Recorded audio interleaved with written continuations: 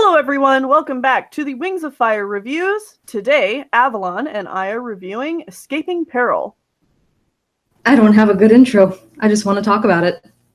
Yeah, I mean, this is probably like one of your favorite books, right? Oh yeah, it was actually my second favorite book of 2017, and it beat Lost Air out for like its top 10 spot in my favorite books of all time. Oh, So wow.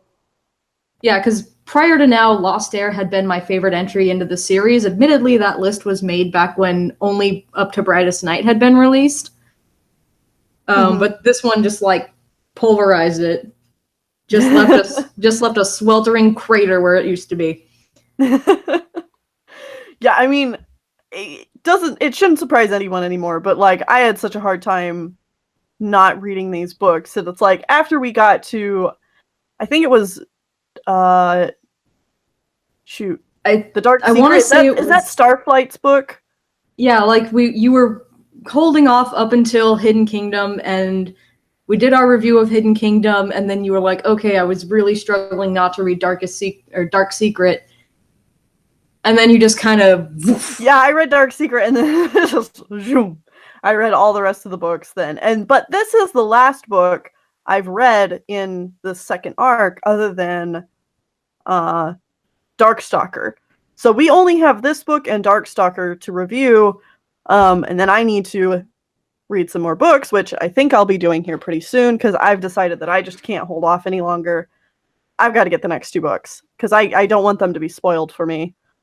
Yeah, and I mean, if you wait for the paperback, you're literally going to be waiting for book 8, or no, this is book 8, for book 9. Comes out the same day that the first book of the third arc comes out. So yeah, no, I can't do that. I can't do that. Honestly, I might end up getting the third arc in hardcover. It's gonna be difficult not to. It's gonna really depend on just how much money I have when it drops. Yeah, well, and I'd really like to be able to do another review with you once that book comes out. And we get a chance to read it. We're gonna have to talk about the graphic novel coming up soon, too. Oh, right. Yeah, I need to pick that up, too. I got it and I read it, and it's not too expensive. I think it's like $10 or so. It was $10 pre-ordering.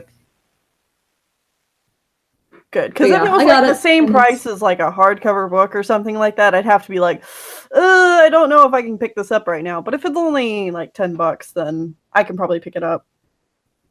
Yeah, and I think that would be a good one for us to talk about, especially with how much of an arts background that you have.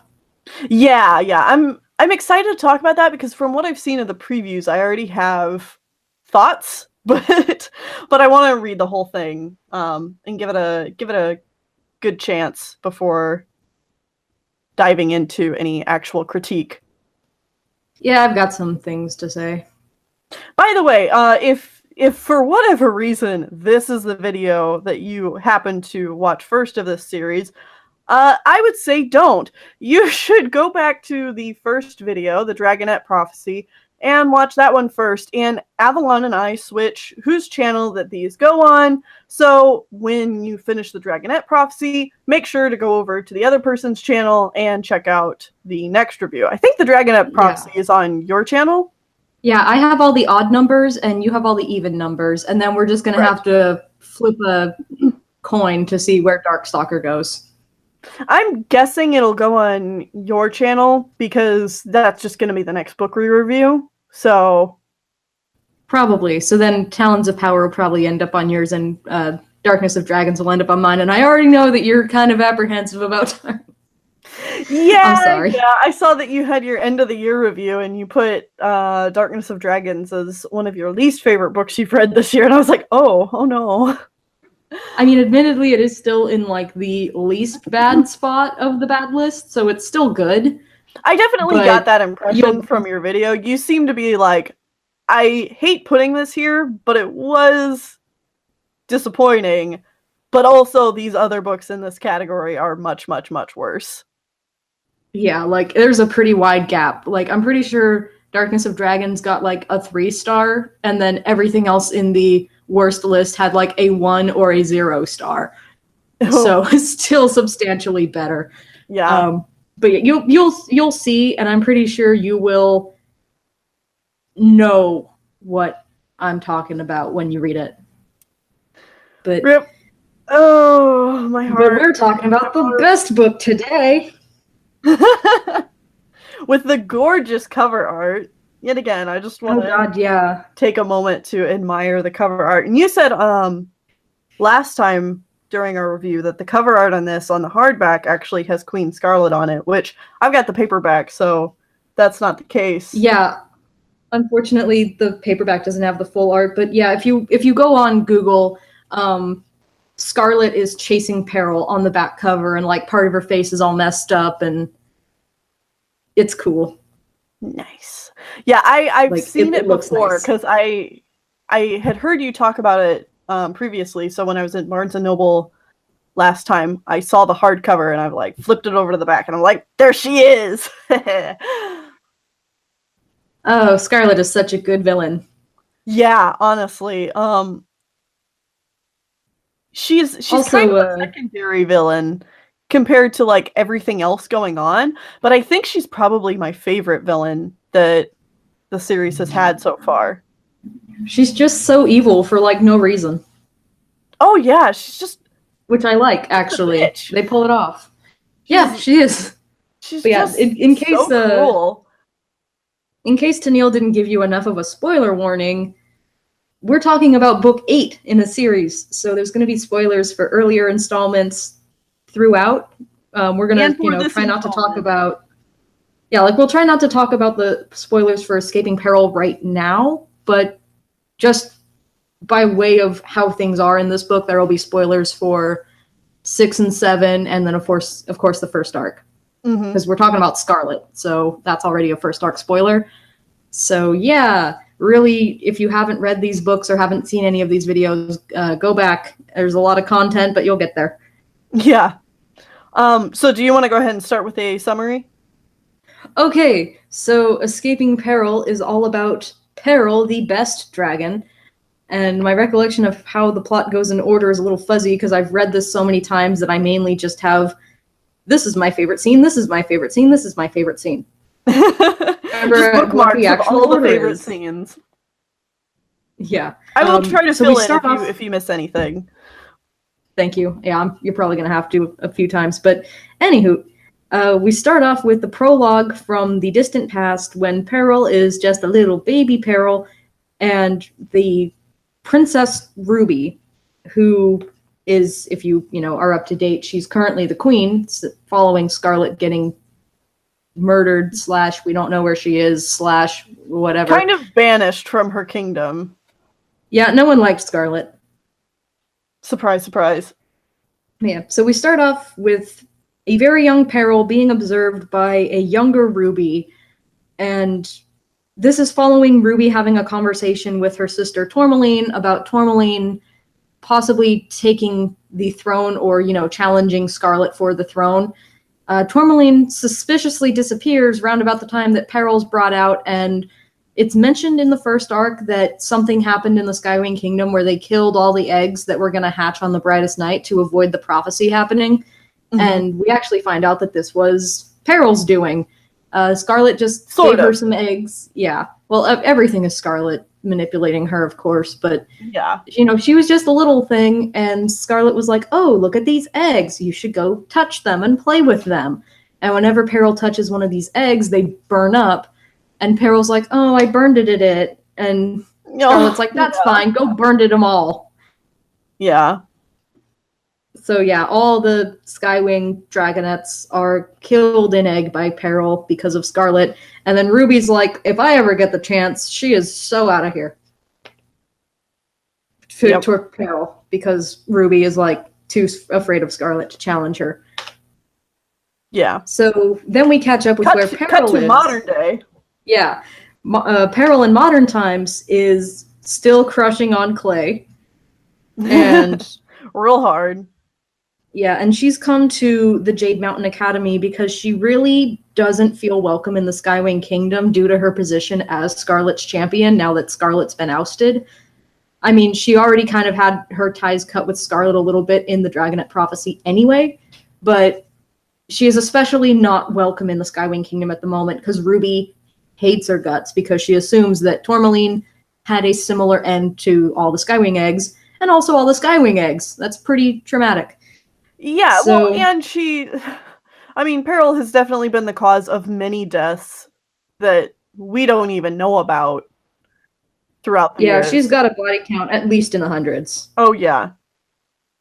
So Peril decides, Scarlet has become a problem again.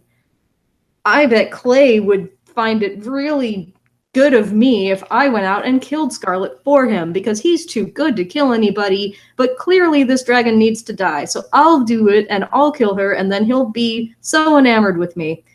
Because Peril is still... safe. Yeah, and of course protecting them too. Because Peril is still very much...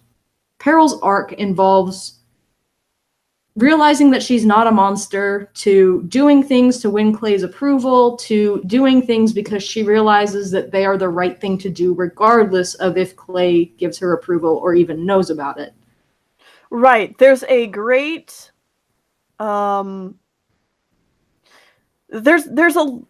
this book takes time to show that Peril needs to learn to become her own person, because even though Clay is good and she wants to do things to make Clay happy, and doing things to make Clay happy is probably for the better of everyone, that still means that Peril is just doing things to make others pleased with her. She's not doing it for her own sake.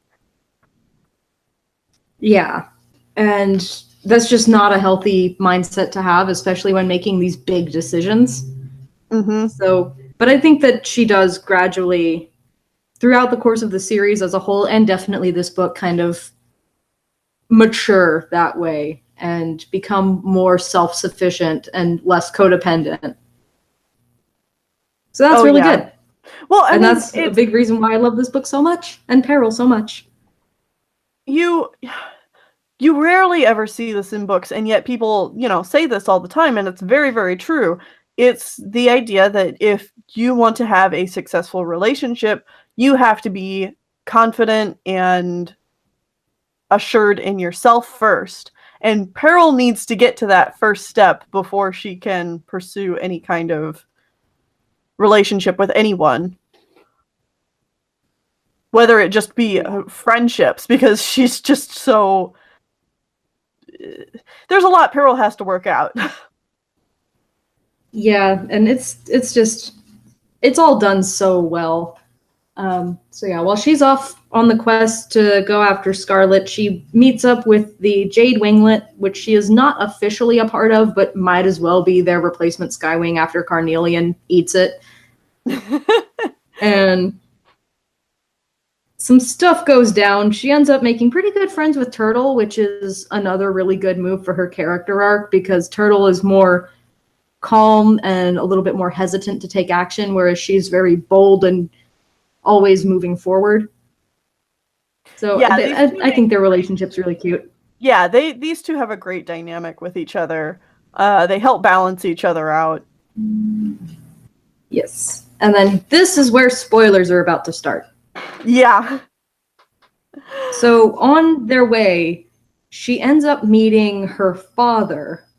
Well, first they get to Possibility, and they meet up with the Jade Winglet. And just about that time, that's when Winter and Foeslayer come back in. Oh, that's right, because they weren't with them at the time. Okay. Yeah.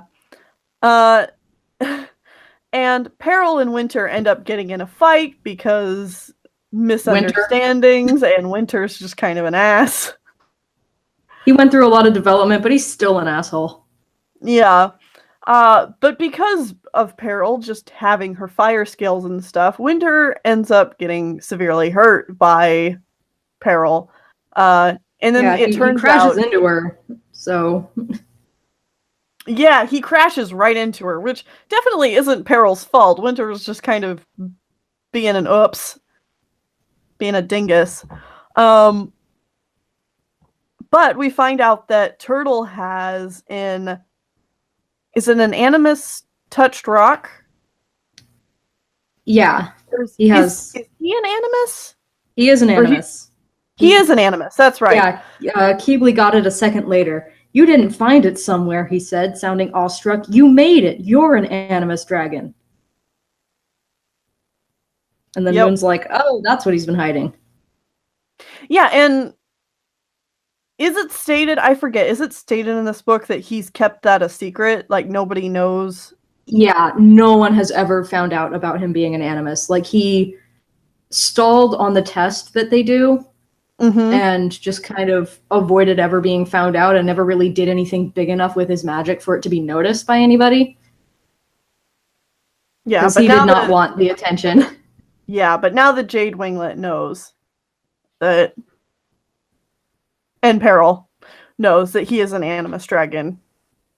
Yeah, it's just his friends who know about it. Yeah. Because he touched the rock to heal, so because he was sore from flying all day and all that, so he used the rock to save Winter. Because otherwise Winter would have died right then and there. Yeah, and Winter's like all mad at him about it too. Yeah. Because he doesn't want anyone to know. And Winter's like, why wouldn't you want anyone to know? You could have served your tribe. And Turtle's like, that's exactly why I don't want anyone to know. Exactly. So yeah, so it's revealed that Turtle's an animus, which is like one of the bigger plot twists of this arc, is that it's not just Anemone, Turtle's one as well. He's just a secret one, which would have done an enemy some good. Yeah, honestly. Because basically he wanted to avoid happening what happened to Anemone. Right. Because he was like, no, I don't want that. No, thank you. But yeah, Peril kind of gets shooed away by everyone, because, yeah, she did almost kind of kill Winter, so. Yeah, and they like start connecting it to the prophecy, where they're like, yeah, but where are the talons of power and fire? Yeah, it's like, oh, yeah, Peril, that doesn't sound good. So they kind of banish her begrudgingly. Yeah, and she goes off and she's like, well, yeah, I can take care of myself, whatever. I don't need you guys. And that's when... And then that's when, yeah, she bumps into her dad. Dun dun dun! Who's got, like, the worst name? His name's Chameleon? Yeah, well, that's, I mean, she bumps into him as a Skywing. True. And then he's like, oh yeah, my name is Soar, as in, soaring through the air, but she thinks it's sore as in hurt. Yeah. Oh gosh, I forgot about that. And he's like, oh god, I picked a terrible name. And she's like, yeah, you did. Yeah, and he's like, why are you the first dragon to say anything? Because I'm not polite, she said. Right. Oh gosh. Peril's father's kind of a bumbling idiot. A little bit, yeah. So they bump into each other, and then he's like, oh, well, I know where Scarlet is, I guess. I don't know. They do end up meeting Scarlet, like, immediately after she meets him. Yeah. And yeah, it turns out that he's working... Her father's been working for her. Yeah, and then he's like, oh, well, I have this Animus scroll, which is super duper important because it's Darkstalker's scroll. Mm-hmm. And he's been using it to shift forms, but he is actually a long time ago, I think it was back in like Winter Turning or something, it was mentioned, well, Winter Turning was the last book, but sometime in the second arc, when they're talking to the Rainwings, they mentioned that there was this one weird Rainwing who couldn't change colors and never really slept all that well. And that was Chameleon, who is Peril's father. And he has been using the scroll to change his form completely into other dragons, still being him mentally, but being able to completely change into a Skywing or completely change into a Nightwing. He was the Nightwing that attacked Kinkajou in the last book. Yeah. So he has like all these different forms that he can take, and he's like, yeah, who's the best at, changing their scales now? Because he super hates Rainwings because they booted him out of the tribe for being kind of a downer. Which I found to be interesting. I didn't expect that kind of behavior to come from Rainwings, to be honest. Like, I think they'll take care of you if you're physically disabled, like they take care of Tamarin and her blindness, but mental disabilities probably aren't so much their forte. And Very it does true. seem like Chameleon has some form of... The reigning theory is that Chameleon has some form of extreme insomnia, which is why he can't sleep for more than about an hour at a time. And because of that, that's why he can't, change his scales and stuff, because they need sun time to be able to do that very well. Well, I was kind of wondering if he's actually a half-breed dragon as well. Like, that's possible too. Because it's like, if he was a Rainwing mixed with anything else, Mudwings are right next door or whatever, then him not being able to change his scales, plus not being able to sleep all that well the way the other Rainwings do, would make more sense. Yeah, like... Just, yeah, that's a valid theory as well. So yeah, clearly though, there's just something where he can't do it. It's just a part of him. Can't change, can't treat it. Yeah. So they he boot him. changed himself to look like a Skywing, and that's when he met Kestrel, right?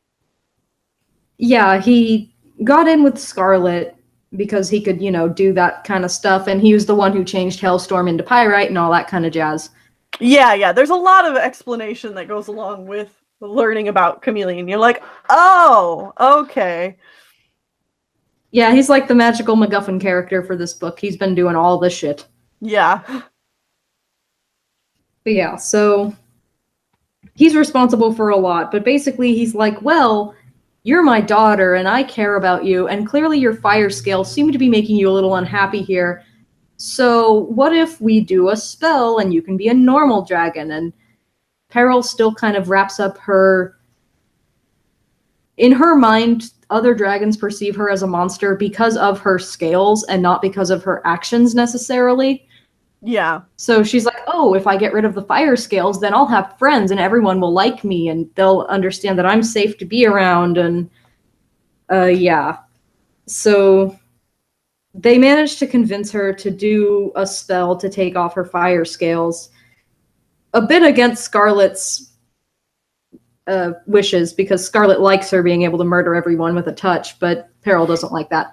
Yeah, it's very interesting because Scarlet's very much on the side of like, oh, well, I like you for who you are, and who you are is a monster that has fire scales, which it's like, okay, Scarlet, on one hand, good for you. You like her for who she is. On the other hand, no.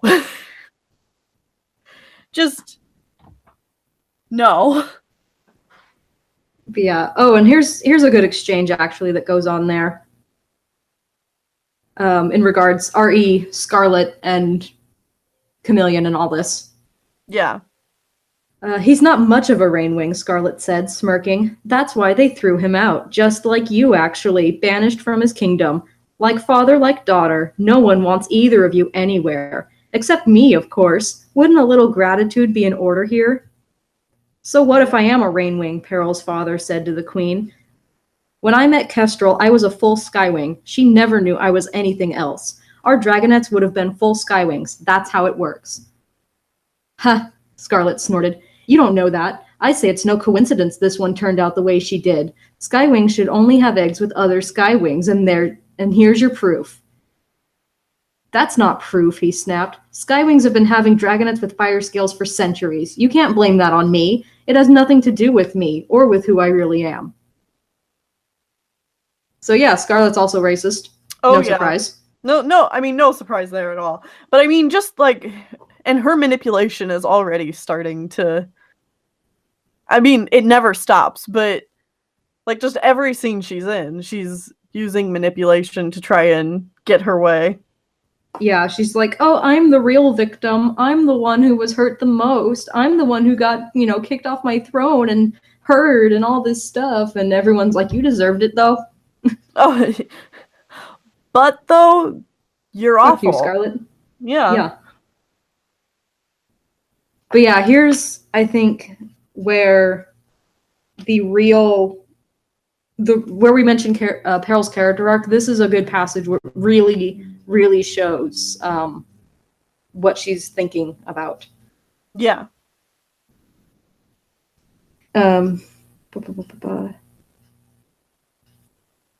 Remember all the terrible things she's done, as Peril's thinking about Scarlet.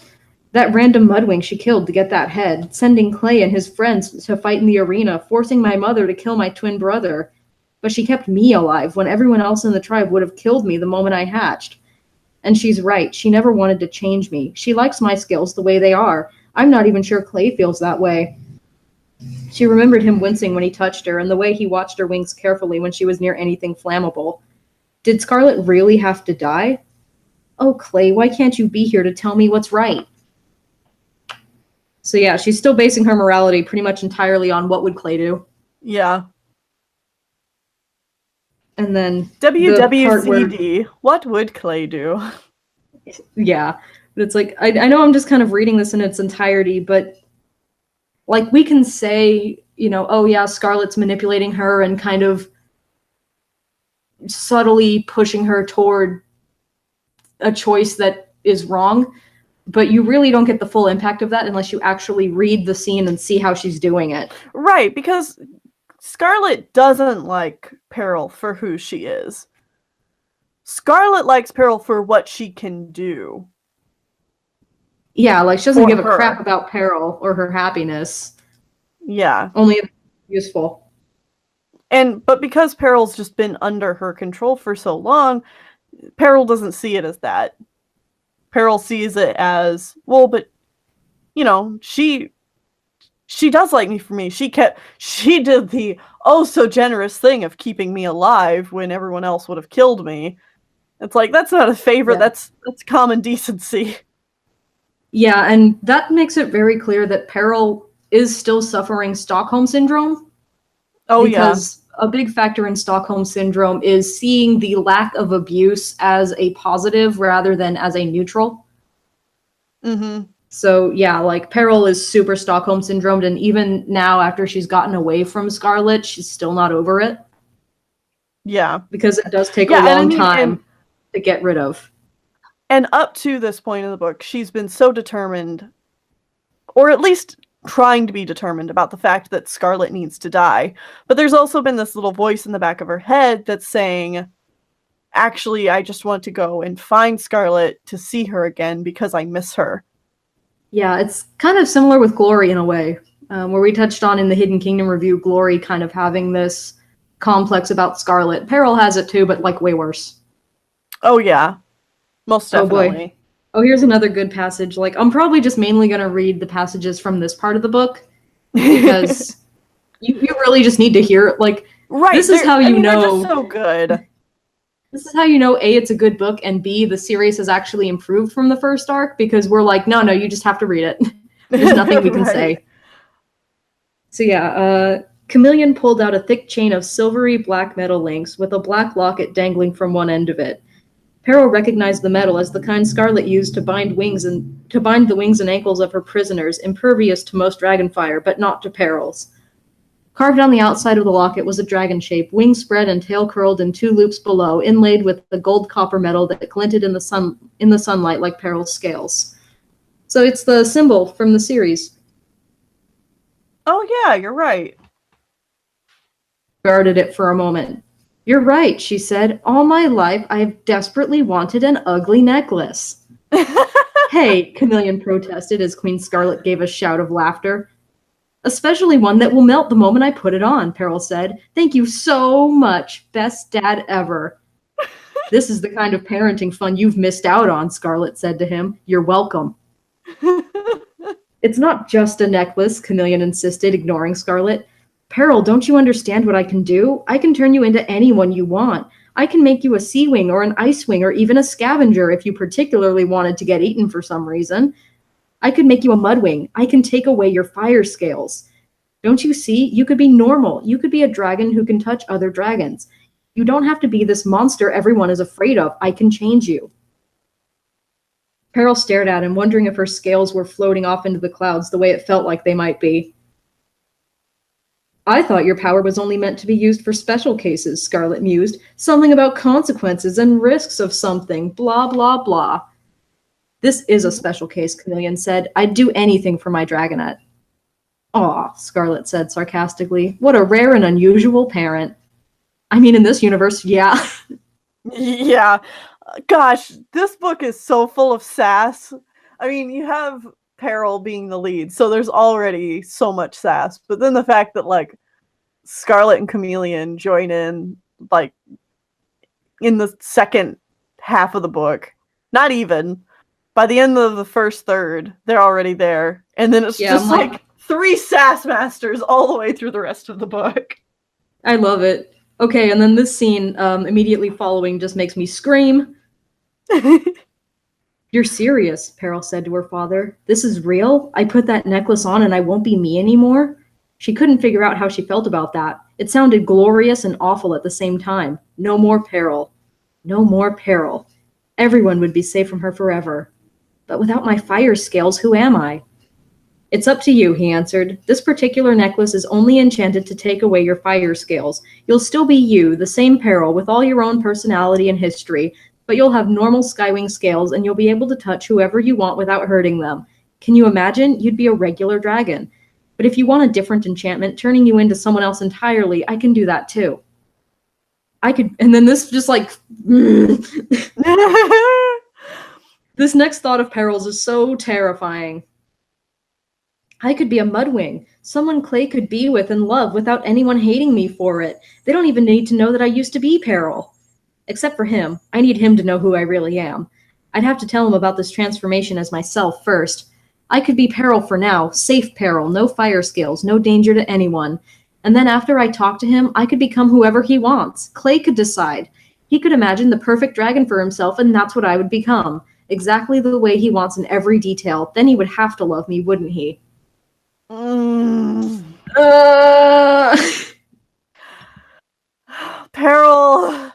Peril's thoughts are, because I am so not like Peril, reading a book from Peril's perspective is so interesting because she's so confident on the outside and yet so obviously and her head is just not in the right place, and she doesn't think about herself. She only thinks about how others perceive her. And it's just, oh boy. It's terrifying, but I'm super into psychology and I love it. Oh yeah. Because this is what happens. You know exactly why she thinks like this. And I'm like, I'm really glad that they're not, watering it down and just making her instantly be better just because it's a kid series. Yes. Like, she's got to work for it because recovering from such severe abuse, especially over such a long time and from such an early age, is incredibly difficult. Mm-hmm. And, oh god, and then she gets... Okay, so she puts it on. She decides that she's just going to do the anti-fire scale thing for now. And her reaction is priceless, and I'm going to read this too because it's one of my favorite scenes in the whole series. Oh gosh, it's so... Peril. Do I look any different? Not much, said Chameleon. Less incandescent, said Scarlet. More disappointing. More ordinary.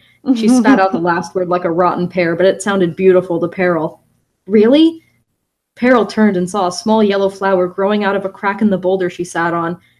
She slowly reached out one claw, her whole arm trembling, and brushed the petals. The flower wobbled. The flower bent with Peril's claw, slipped back into its place, and fluttered its yellowness cheerfully in the wind. The flower lived. Did you see that? Peril gasped. Yawn, said Scarlet. Peril poked the flower again, and when it still didn't burst into flames, she leapt off the boulder entirely, landing on all fours in the grass below. The grass lived! Peril ran full out across the meadow, stomping her talons into the grass, flicking branches with her wings, rolling in patches of ivy, ramming her sides into trees. Everything lived. She startled a sheep out of its hiding place in a cave, and it galloped across her path, bleating with shaggy terror. Delighted, Peril thwacked it with her tail, sending it bouncing across the grass several feet. It leaped up and kept running away, and a grin the size of Jade Mountain spread across Peril's face. Look at me, she shouted to her father and her queen. She grabbed a tree with her front talons and shook it until a mortified squirrel fell out. I can do anything! Except wreak fiery vengeance on my enemies, Queen Scarlet muttered grumpily. And, like, throughout the rest of the book, she just, like, her and, because, of course, this enchantment was more than just taking off her fire scales. It was also removing all of her memories of Clay and making her loyal to Queen Scarlet again. Mm-hmm. But for the rest of the book, though, she still, like, mostly has her personality. So they're flying back to the Skywing Kingdom, and this happens. She did a flip in the air, swooped up behind her father, who was back in his Skywing shape as Soar, although somehow without his ripped necklace. That was weird. She should ask him how he'd done that later. Probably by enchanting something else. Whatever, no big deal. And tackled him, so he toppled sideways and had to do a funny, frantic, flapping spiral to recover. Peril laughed and laughed. I've never been able to do that to anyone before, she cried. I've always wanted to tackle someone in midair. She zoomed around him and nudged one of his wings heartily with one of hers, unbalancing him again. And that! I've always wanted to do that. Could you perhaps save some of your affectionate impulses for when I'm not fighting an updraft? Chameleon asked, ducking out of her way as she dive-bombed him again. I mean, I love it, thank you, but it's a little vigorous for night flying for me. You're the best, Peril said. She couldn't stop herself from body-checking him in the side again. That was the last time, I promise, she called as she reeled away. Because when we get to the Sky Palace, there will be lots of dragons to do this too. I'm going to nudge wings and poke tails and hug everyone. But she still has to pretend that she has the fire scales because, of course, Scarlet is using her to intimidate Ruby. Ruby's son, who is adorable. Oh, gosh, yeah. What's his name? Cliff. Yeah, Cliff, here's this. Right. I love this so much. Grandma's kind of mean, Cliff observed, watching Peril's face closely. He's like 1 year old. Yeah, he's really like a toddler. And you definitely get the sense that Sutherland based him off of toddlers she knows because this is just the most accurate child writing ever. Yes, it's so real. Grandma's kind of mean, Cliff observed, watching Peril's face closely. Mommy said she was, but I thought she couldn't be because no one's ever mean to me, but then she really was. Did you see? What do you think was so mean? Peril asked curiously. She said I's ordinary. Clay drew himself up to his full tiny height, looking outraged. Me, I never. So mean. What's so bad about being ordinary? Peril opened and closed her talons again, feeling her new secret prickle along her palms. Sounds great to me. What? Cliff's voice was loud enough to make Queen Scarlet stir in her sleep, and Peril shushed him quickly. He lowered himself into a crouch and whispered furiously. Mommy says I'm special. Everyone say it. I be #1 most beautiful singer in Peril one day, friends with every dragon in the whole world. Mommy thinks I can do anything and great things in all things. Wow, Peril said, friends with every dragon? Yep, Cliff said proudly. I gotta practice my no, leave me alone face or everyone want to be with me alls the time.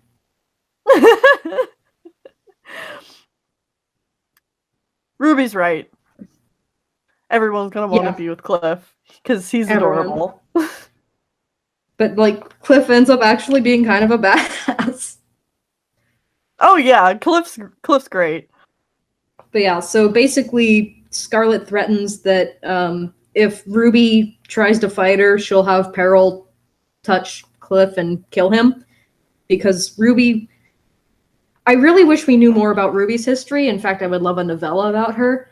Because from what Scarlet says, Ruby's enchantment is supposed to make her docile and mousy and afraid of Scarlet and not able to beat her in a fight, even if she tried. Well, we haven't really brought up that plot twist yet. Yeah. Oh, sorry.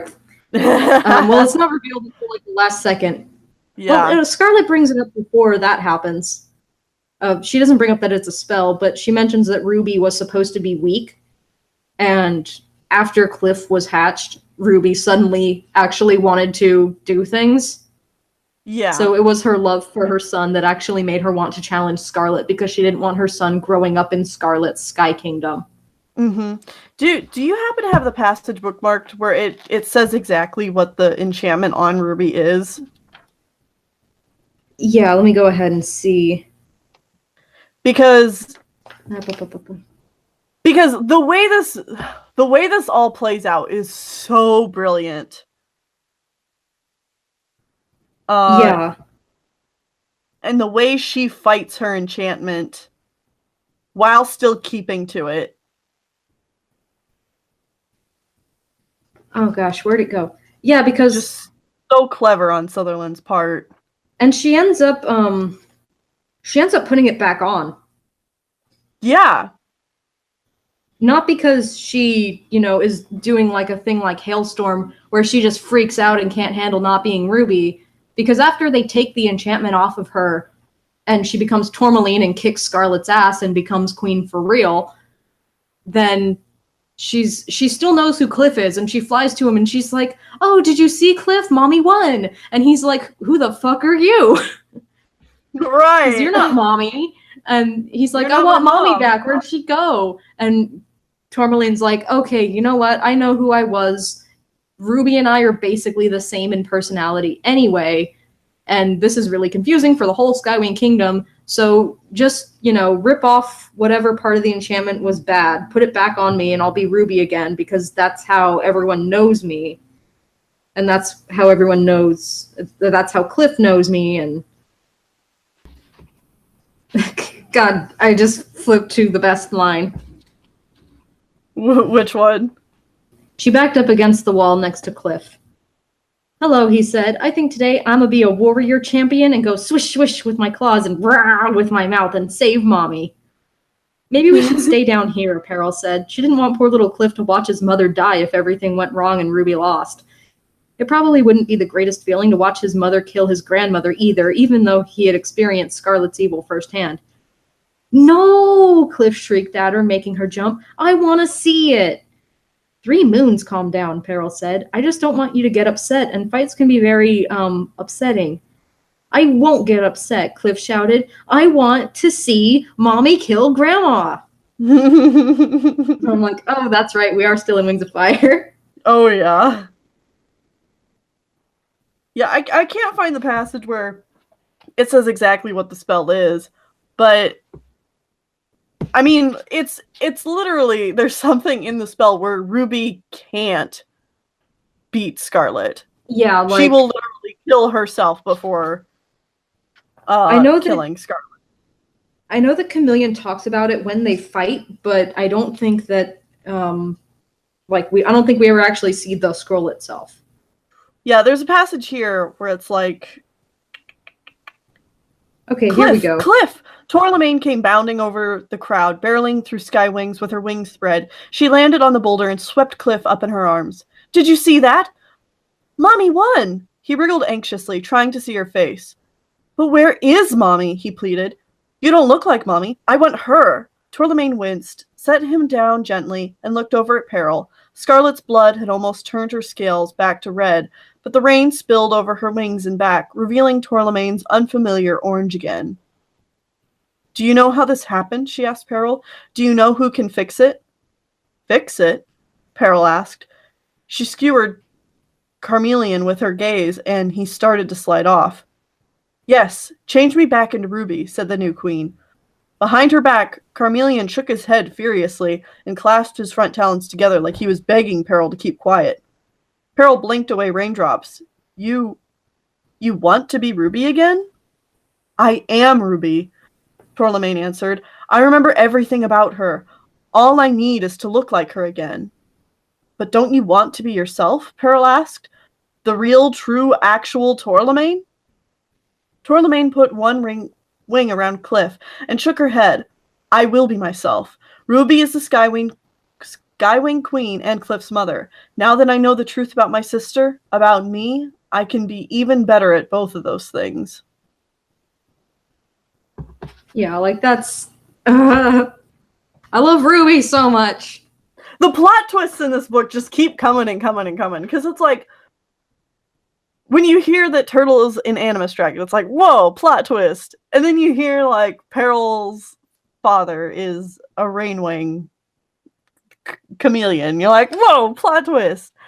And then Peril is actually being enchanted to not have fire scales, but also to be loyal to Queen Scarlet and forget about Clay. That's a plot twist that you see coming, but it also serves as like a red herring for the whole plot twist that Ruby is Torlebane. It was like, yeah, I can't handle all these. Yeah, God. Okay, here it is. It's not the scroll itself, but it's where they discuss some things. Yeah, it's like a whole big long discussion. So it's going to be a couple pages, but I'm just going to go for it. Go for it. She pointed at Canillion and then at the rock beside her. Come here right now. He wavered for a moment, then flapped down to land, she noticed, in a way that kept Cliff between him and her.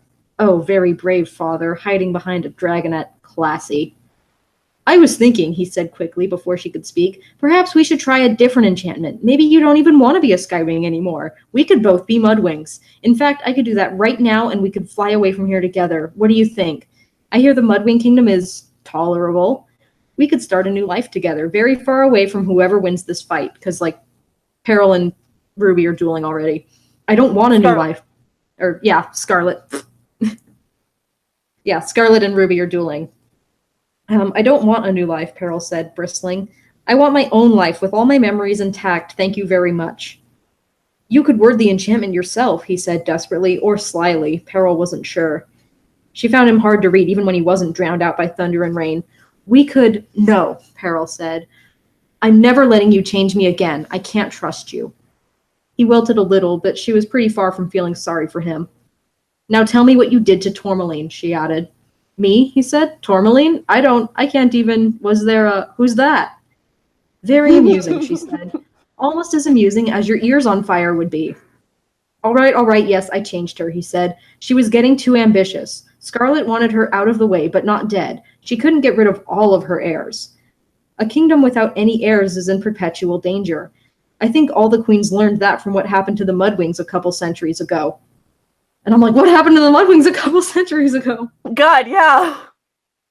So Tourmaline is still available if Scarlet ever needs her. She just doesn't know it herself.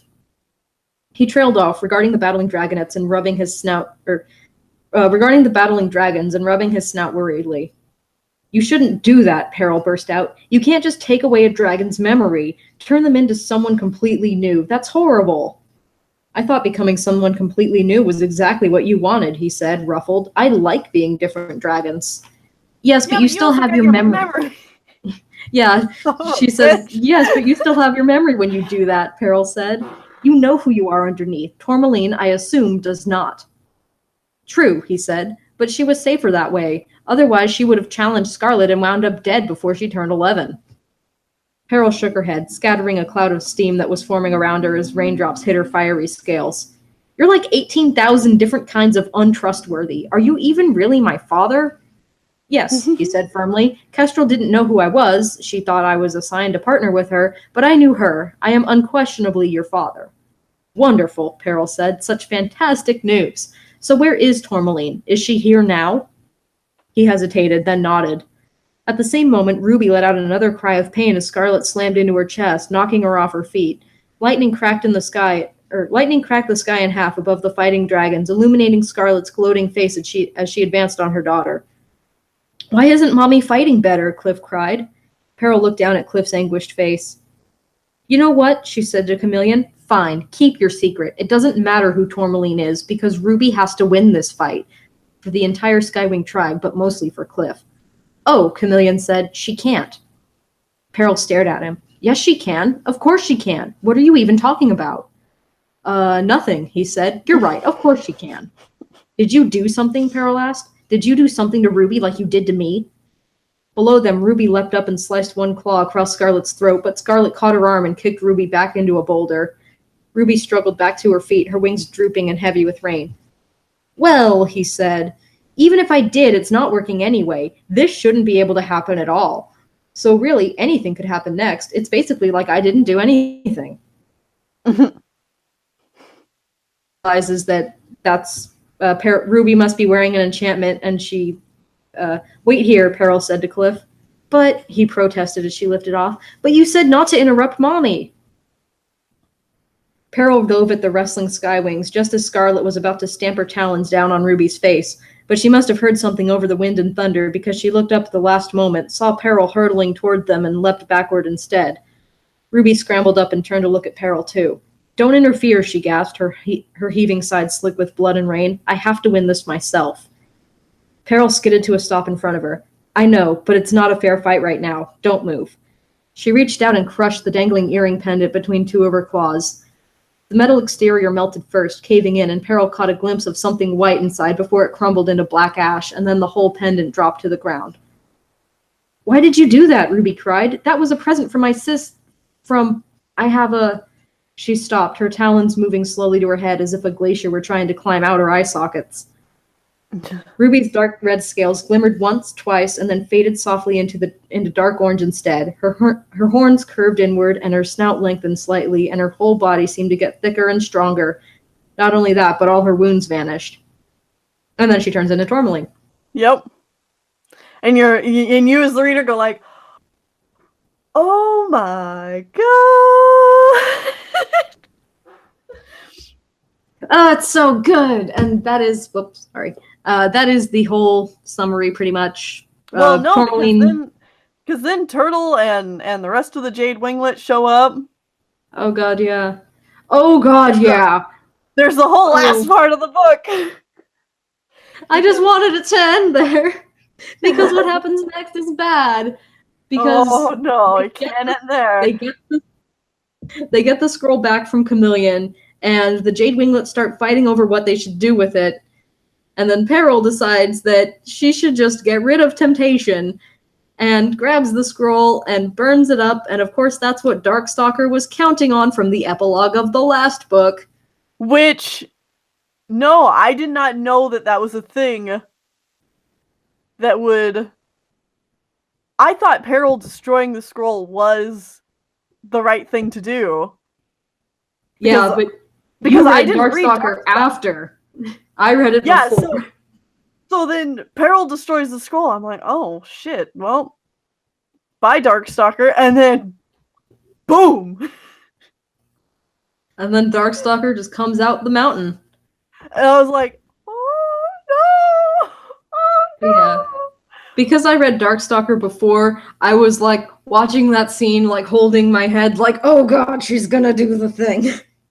Well, I'm like, oh god, she's gonna do the thing, and I'm like, no, I don't want her to do the thing, and then she did the thing, and I was like, damn it. And yeah, it's like, and then I was like, oh no! Regardless of what order you read the books in, you still don't want Peril to do the thing. Yeah, it's like, oh no!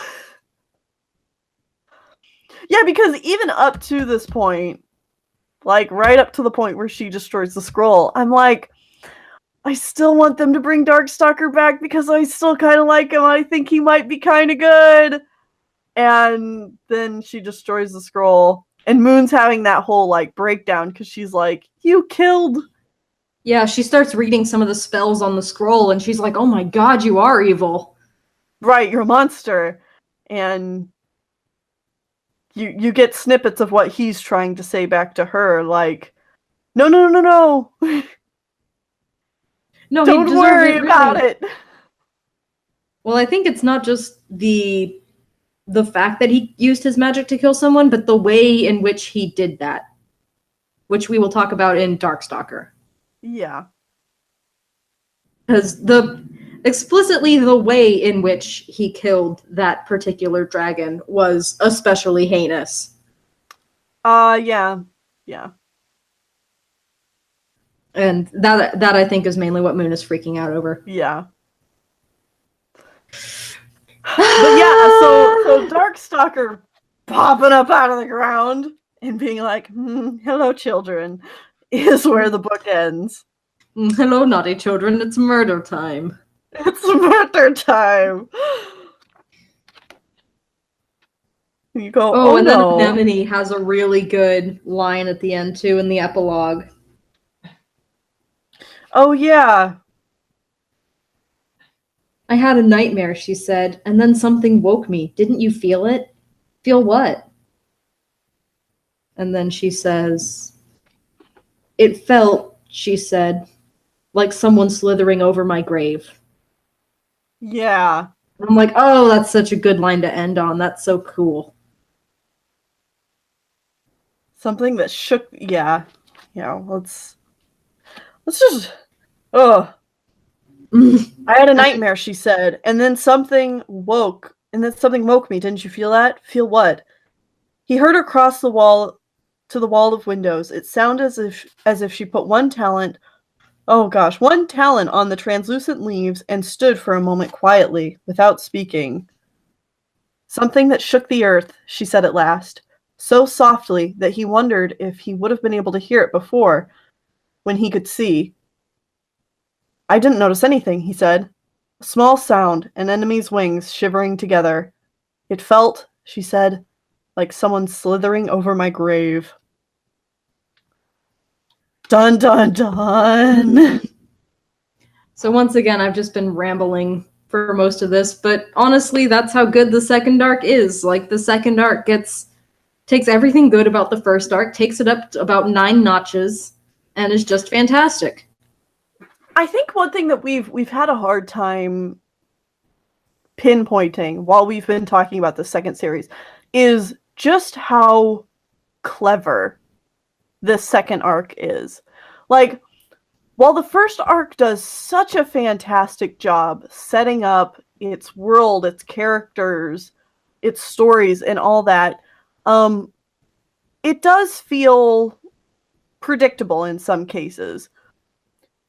And then by the time you get to the second arc just takes all those things that were done so well and still keeps to its formula, but just makes it so much more clever. The plot twists are so clever and so ingenious. I told you before we started doing this recording that I reread the prologue of this book. There's so many hints in the prologue to what's going on with Queen Ruby. But it does not give the secret away at all. There's just so many lines.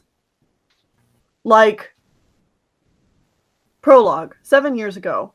No dragon was safe in the Sky Palace, but the ones in the most danger, by far, were the daughters of Queen Scarlet. Or was it now daughter, singular? Ruby hadn't seen her sister Torlamain in 3 days. And it's like, that there is a hint of what's going on. And then they have, like, this whole conversation. And there was another part of this where it's just...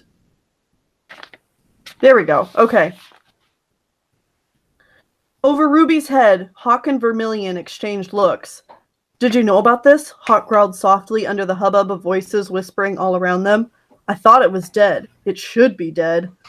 Don't question the queen, Vermilion muttered back, keeping his eyes forward and his mouth tensely still. It's an abomination, Hawk hissed. Skywing law commands us to kill creatures like that at hatching. Ruby had a dim memory now of something that had happened over a year ago. An egg hatching with twins inside, the mother trying to escape with both of them. But, I mean, just little wording choices like the fact that she had a dim memory of this thing happening and things like that are all hints of what's going on, but it's so subtle and, yet again, so clever that you don't notice it until they reveal it. Yeah, like there's another dragon whose name she just can't remember. Mm-hmm. Probably because Chameleon didn't give her a memory of him. Right, and even in this prologue, like there's so many instances where she has a thought about, Torlamain's going to be queen. She's going to attack Queen Scarlet, but I wouldn't do that because that's just suicide. Like just the immediate thought of, but I'm smart, so I won't do that. And once you've read through the rest of the book, you know that that's like the two sides of herself, of her and the magic fighting each other. Yeah, this book is so good. And I think another, going back to a previous point, I think that thematically, the second arc is a lot more cohesive than the first one. Because, I mean, the first arc definitely does have cohesive theming with the idea of destiny and what does destiny mean to you as an individual, and do you define your own fate by your choices, or do you believe there's a higher power, and each of the dragonets has a different take on that. But it's because they're all going to have very different ideas. It's unified as a theme, but not unified in presentation. Very the true. Second arc is entirely about letting go of the past. And every single POV character in the second arc has an element of that in their story. So it may be presented differently, like slightly, obviously they all have their own pasts, but every single one of them has to deal with something from their past, and the main villain is, well, two main villains, Scarlet, who is from the past arc, and Darkstalker, who is literally from the past. Right. So I think that because of that, it feels a lot more put together thematically, as well as just being a later series so that they don't have to spend as much time setting up the world for you because you already know from the first arc. So they can just kind of take that all to its fullest extent here. Right. Because you're already familiar with it. They don't need to worry about losing your immersion too much anymore. Yeah. So they can just go. Yeah. And the themes in the first arc are very they're broad kind of themes. They're broad in the sense that, all of these characters have to work together to reach this rather ambiguous goal and all of that. But the second arc makes there's still the broad goal to finish, but it's all very, very personal. Yeah, like everything in these conflicts are all just a little bit closer to the vest than this nebulous war that these dragonets haven't even been directly involved in up to this point. Right. But yeah, like in Moon Rising, we had Sora and her PTSD over losing Crane, and that was a big thing, as well as from the point of view, Moon letting go of her suspicion and fear about her powers and actually being able to open up and tell someone that she can do these things, which was a fear instilled in her past by her mom. So that's her getting over her thing. The entirety of Winter Turning.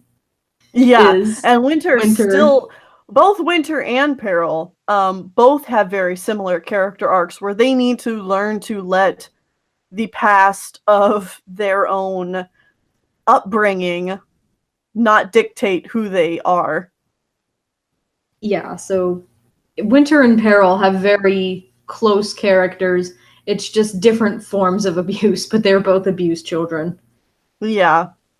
And then in Talons of Power, we'll see Turtle deal with a specific instance in his past that has caused him to have a certain view of himself. And Ghibli also has... Quibley's been hinted at to have quite a damaging past with his family. So I'm not similar surprised. to Peril and Winter, but not quite the same. I consider them like kind of Winter is logic, like logos, logic. Peril is ethic, so ethos. And Ghibli is pathos or emotion. Because he was mostly emotionally abused, and Peril and Winter were mentally abused.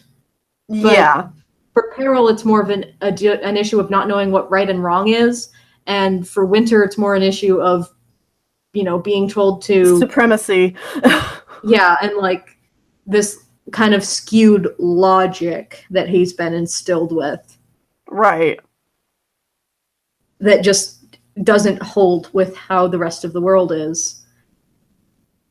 So yeah, I think that the three of them together make up this kind of interesting trinity of abused child characters, and how different the abuse is for each of them, and how they each need to kind of come to terms with different things to deal with it. Well, and we mentioned this before, but I love how Sutherland doesn't shy away from treating these realistically, and how they don't just go, oh, wow, you're right, so-and-so, I am being a complete ass. I should change my ways. And then they're just like perfect from that point forward. It takes a long time and a lot of consideration for them to make even a small step forward. Yeah, like, Peril's obviously improved at the beginning of this book from where she was in the last arc, but she still has such a long way to go. Yeah, by the end of this book, she's considerably better, but there's still a lot more room for her to grow. It's like she's getting there, and now she has more friends, which is definitely a step in the right direction, but it's gonna take a long time.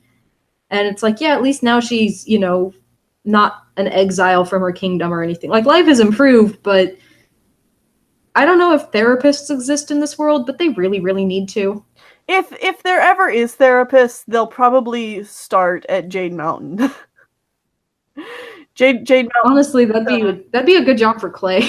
Yeah, except Clay also can be kind of insensitive and doesn't pick up on people's emotions very well. Yeah, maybe Sunny. Yeah, Sunny's there to listen to people, and she's got a bright head on her shoulders. She could probably do that. Definitely wouldn't be Tsunami. No. Tsunami could not be the therapist of Jade Mountain. Tsunami's the drill sergeant of Jade Mountain. Yeah. And I kind of like how Tsunami's sort of filling into more of like a general role versus like a I'm gonna be the queen role. Yeah, I think it suits her better because, and I think that's what Tsunami's always kind of wanted, is to be in charge and to help make things better. Whereas being queen more so, especially of her tribe, involves sitting around and letting other people make decisions for you.